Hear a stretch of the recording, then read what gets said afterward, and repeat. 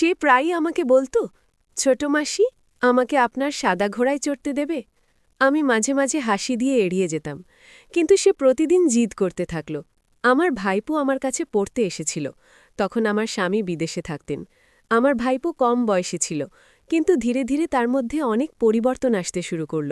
সে নানা অজুহাত আমার কাছে আসত এবং জিদ করতে লাগল, ছোট মাসি, আমাকে আপনার সাদা ঘোড়ায় চড়তে হবে।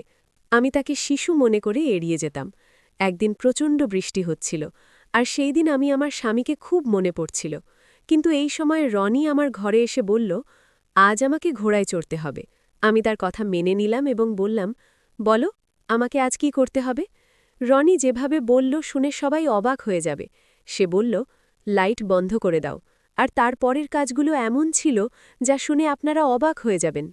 ভুল বোঝা মানুষের ভালো সম্পর্ক নষ্ট করে দিতে পারি। আমার সাথে এমনই কিছু ঘটেছিল। আমার নতুন নতুন বিয়ে হয়েছিল, আর আমি বিয়ে করে শ্বশুরবাড়ি এসেছিলাম। আমি গরিব পরিবারের মেয়ে ছিলাম, আর তাই মা বাবা ভালো সম্পর্ক দেখে কম বয়সে আমার বিয়ে দিয়ে দিয়েছিলেন। বিয়ের রাতেই আমার স্বামী আমাকে ছেড়ে বিদেশে চলে গিয়েছিলেন। বিয়ে খুব তাড়াতাড়ি হয়েছিল, কারণ শুনেছিলাম আমার স্বামীর বাবা মা নেই। তার একটি ছোট্ট বোন ছিল, যার বিয়ে সে আগেই দিয়েছিল। আমার বাবা মা এই সম্পর্কটি পছন্দ করেছিলেন, কারণ ছেলেটি ভালো রোজগার করত। তারা কোনো দাবি করেননি, তাই আমার বাবা মা খুশি মনে আমার বিয়ে দিয়ে দিয়েছিলেন। আমি শ্বশুরবাড়ি এসে সাদামাটাভাবে আমার স্বাগত গ্রহণ করেছিলাম। আমার শ্বশুরবাড়িতে বেশি লোক ছিল না। বিয়ের রাতে আমার স্বামী ঘরকে ফুল দিয়ে সাজিয়েছিলেন। আজকের রাতটি আমার জন্য ভালোবাসায় ভরা ছিল। আমি বড় ঘুমটা দিয়ে বসেছিলাম এবং আসন্ন মুহূর্তের জন্য অপেক্ষা করছিলাম। আধা ঘণ্টা পরে আমার স্বামী ঘরে ঢুকলেন। দরজা বন্ধ করে আমার সাথে সুন্দরভাবে কথা বলতে শুরু করলেন। শুরুতে আমি খুব লজ্জিত ছিলাম, কিন্তু ধীরে ধীরে আমি তার সাথে বন্ধুত্বপূর্ণ হয়ে গেলাম। আমার স্বামী আমার হাত ধরে ভালোবাসার কথা বললেন। লাইট বন্ধ করে আমার প্রতি ভালোবাসা প্রকাশ করলেন। অনেকক্ষণ পরে স্বামী বললেন, কাল সকালে আমি কাজের জন্য বিদেশে চলে যাচ্ছি। আমি এই কথা শুনে অবাক হয়ে গেলাম। স্বামী বললেন, অফিসের কাজ জরুরি, আমি ছুটি পাচ্ছি না, শিগগিরই ফিরে আসব, তুমি চিন্তা করো না। কিন্তু আমি খুব দুঃখিত। সকালে উঠে দেখলাম স্বামী বিদেশে যাওয়ার জন্য প্রস্তুত। আমি তাকে কিছুদিন পর যেতে বললাম, কিন্তু তিনি বললেন জরুরি কাজ আছে। তিনি বললেন, চিন্তা করো না, আমি শিগগিরই ফিরে আসব। স্বামী চলে যাওয়ার পর আমি খুব একাকী হয়ে গেলাম। আমি বাড়ির কাজ শুরু করলাম। বাড়ি ছিল বড় এবং পেছনে একটি ছোট্ট ঘোড়া রাস্তা বলছিল। সেখানে ২-৩টি ঘোড়া ছিল।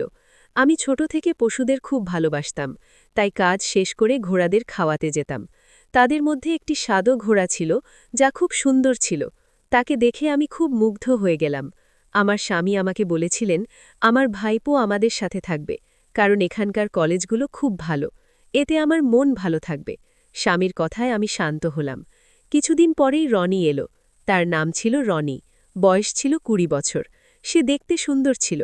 আমি তাকে তার ঘরে নিয়ে গিয়ে বললাম, এখানে থাকো। সে খুশি হয়ে ঘরে গিয়ে ফ্রেশ হয়ে নাস্তা করতে বসল। নাস্তা করতে করতে সে আমাকে বলল, ছোট মাসি, আপনি খুব সুন্দর নাস্তা বানান। আমি হেসে তার কথাগুলো এড়িয়ে যেতাম। সে খুব মজার ছেলেটি ছিল। আমাদের অনেক কথোপকথন হল। তারপর আমি আমার ঘরে গেলাম। আমার স্বামী ফোন করলেন। আমি তাকে জানালাম যে রনি এসে গেছে। স্বামী বললেন, এখন তোমার মন ভালো থাকবে। আমি চুপচাপ হ্যাঁ বললাম। আমার স্বামীকে আমার খুব প্রয়োজন ছিল, তার ভাইপোকে নয়। রাতে রনি বন্ধুদের সাথে দেখা করতে গেল। আমি তার জন্য অপেক্ষা করছিলাম। রাতে ফিরে সে আবার বলল, ছোট মাসি, আমাকে সাদা ঘোড়ায় চড়তে হবে। আমি আবার হাসি দিয়ে এড়িয়ে গেলাম। ভেবেছিলাম সে শিশু বুঝতে পারে না, কিন্তু ভুলটা আমার ছিল। ডিনারের শেষে রনি তার ঘরে গেল। রাতে আমি অদ্ভুত আওয়াজ শুনতে পেলাম, কিন্তু মনোযোগ দিলাম না। সকালে উঠে কাজ করতে করতে রাতের আওয়াজ নিয়ে ভাবছিলাম। হঠাৎ পেছন থেকে রনি এসে আমাকে ধরে বলল, ছোট মাসি, আমি অনেকবার ডাকছিলাম, কিন্তু আপনি শুনলেন না। আজ আমি কলেজে ভর্তি হতে যাচ্ছি। আমি বললাম, ঠিক আছে, তুমি রাতে ফিরে এসো। সে বলল, হ্যাঁ।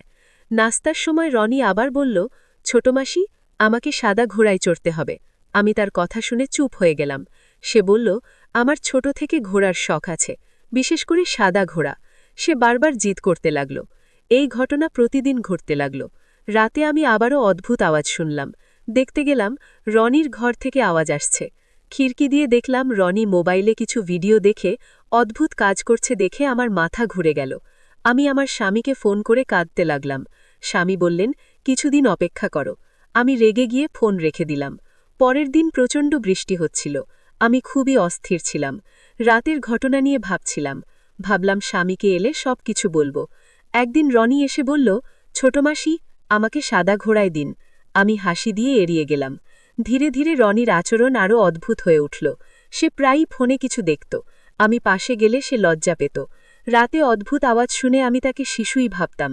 এক রাতে আমি ঘুমোচ্ছিলাম। আবার অদ্ভুত আওয়াজ শুনলাম। দ্রুত উঠে রনির ঘরে গেলাম।